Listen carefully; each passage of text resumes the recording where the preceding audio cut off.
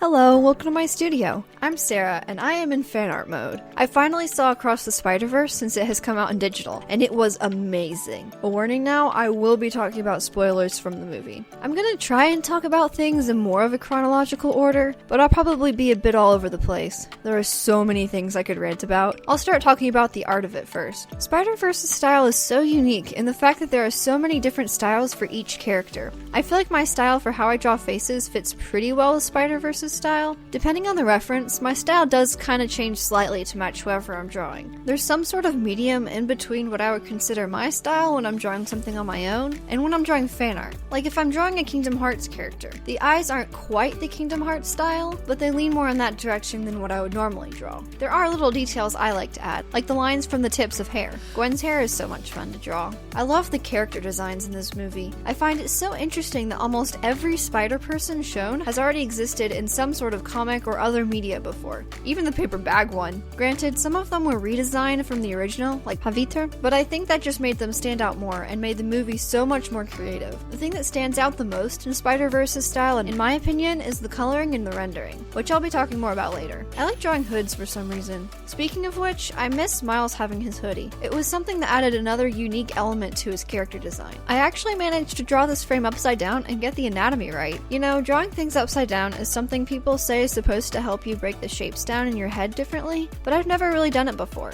Maybe I should try that as a sketching exercise. I loved drawing Gwen's ponytail. That was a detail I thought was neat. There were so many little details in this movie that just added so much to it. I love the scene between Miles and Gwen. This whole movie made me so sad though, because there's so much misunderstanding between Miles and everyone else, and Miguel is so controlling and sure of himself of what is right. I have so many questions and theories about how all these canon events and multiverse stuff works. Like, on the one hand, somehow everyone being in Paviter's universe is okay, and the events of Into the Spider-Verse are okay. I get that there are certain events, like the Captain dying and stuff, that shouldn't be interfered with, but is that it? I don't know, it confuses me. I guess I haven't drawn many people with facial features like Miles, like the shape of his nose and stuff. I haven't drawn that many guys at all for that matter, besides Link and Sora. Miles' curly hair was really fun to draw. The way I stylized it is pretty loose.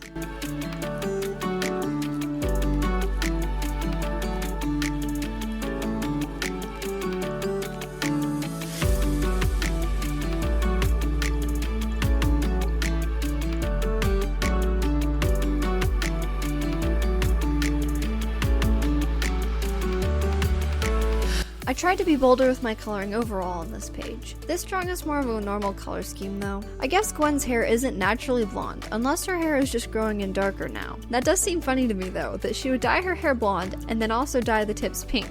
The webbing color was fun to trace over the sketch, although there was probably a better way to get it to look cleaner. This is a more subtle thing, but a fun thing about shading white is that you can pretty much shade it with any color, depending on the lighting and colors around it. My reference had this lavender color. Color theory is so crazy, especially on the more extreme end like for this one. I mean, she's almost entirely teal, blue, and pink. Ever since doing that lightsaber battle drawing, I've realized how much I've been holding back on using only the original base colors, like skin colors, when if the lighting is strong enough, there might not be any normal skin colors at all. When there are two strong light sources of different colors, sometimes there is a transitional color in between them. For this, one side is blue and the other is pink, so there is a purple color where they meet. The lighting of Miles here is a little less dramatic, but I still think it looks really cool, with the yellow on the left and the teal on the right. The fun part is how the lighting affects his hair, since it has all the little curls. Some of the light has a sharp edge because of the angle it lands on, and others are blended out because it lands on a rounder shape. Here's another instance of trying to use more colors. I used this magenta, and it made the shadows so much brighter on his face. One thing that helps the effect of bright lighting is not overlaying the base color on the lighting color. So like here, I didn't color over the yellow or the teal at all. The same goes for the lighting on Miles' face here too. The red and the blue areas didn't get colored over with anything else, which makes them pop. I did make a mistake of using too much of a normal skin tone for Miles in the middle of his face. Like for Gwen earlier, I should have laid down more purple where the blue and the red meet. I'm able to fix that later with colored pencils though. The look of terror on Miles' face in this scene was so unlike him, and I'm happy that I managed to capture that expression. The ending to this movie? Why did it end on a cliffhanger like that? I will say I managed to catch on pretty quickly that Miles wasn't in his own universe. The thing that gave it away for sure for me was the fact that Rio's eyes were green. His mom's eyes are brown in his universe. For coloring this scene, I'm just using the markers. I like doing scene studies like this, where I don't do many details and just black out the colors. So kind of a composition and lighting study. It's a lot of fun. The last couple I've done have had some really cool lighting, and the effects you can get with the color splendor are really cool. I loved coloring the sky. It reminds me of one I painted a little bit ago. Blocking in all of the layers of the buildings was satisfying. It's interesting how things farther away are paler because of the atmosphere. These shadows are a navy color. I think instinctively I would have used like black or something, so this made me think about different shadow colors depending on the lighting. I wanted to add some details with colored pencils, but not completely draw over the markers, because I'm pretty happy with the colors already. I especially wanted to make the hair more detailed, and add some slight blush. I was able to fix the webbing so it looks a bit cleaner too.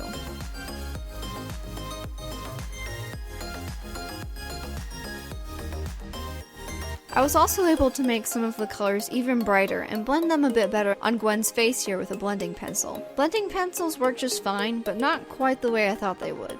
I'm glad I was able to fix the lighting on this drawing of Miles because I had washed it out a bit before, and I was able to make that magenta undertone way brighter too. The lighting and effects the multiverse portals give off is pretty neat. Here I'm able to finally fix the lighting so it's more dramatic with the reds, the blues, and the purples. The purples helped it look way better in my opinion, and I tried to get sharper contrast with some of the highlights compared to the shadows. Thank you so much for watching. What do you think of Across the Spider-Verse? Should I make a Spider-Sona of myself now? Let me know down in the comments. See you next time!